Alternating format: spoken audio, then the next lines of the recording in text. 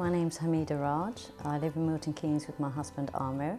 Life is very busy with 3 children. I work during the days and my husband works in the evenings. That's how we achieve our work-life balance. 3 of my good mum friends who I've all met over the internet over the course of about 8 to 9 years.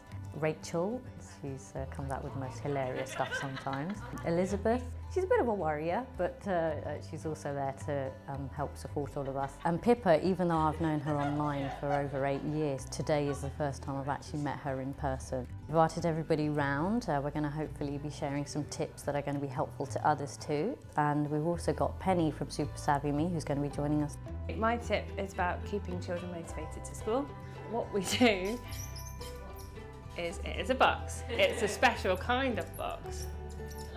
It's a lunchbox, and we've been using the stories that we read in class or at bedtime as inspiration for our lunches. We had playing cards made out of pastry and cheese, and we had dinosaur sandwiches. This is actually a dinosaur. My favourite tip of the day was probably Lizzie's tip for bringing some of the books that she reads with her boys, to life, but in their lunch boxes. My tip is also about motivating children at school. Anybody know what that is? Okay, well done. Okay. Key rings. Okay, well done. You just have little key rings that you add on to the book bag just to make it a bit more personal. It's easy to recognise and makes it a little bit more fun. It's so simple and it's something that my kids are really going to love. My husband and I use our smartphones throughout the day.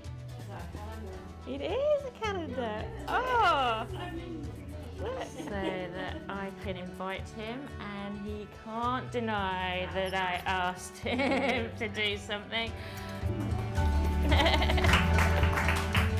My favourite was probably Rachel's tip about linking up the smartphones with an electronic calendar and sending appointments to one another, because I know that that would absolutely work. My tip is about making lunches fun by having a theme. And what I did was, I'd been to Scotland recently, and when I came back I made a Scottish lunch for Tops. I gave her a sandwich which had the Scottish flag and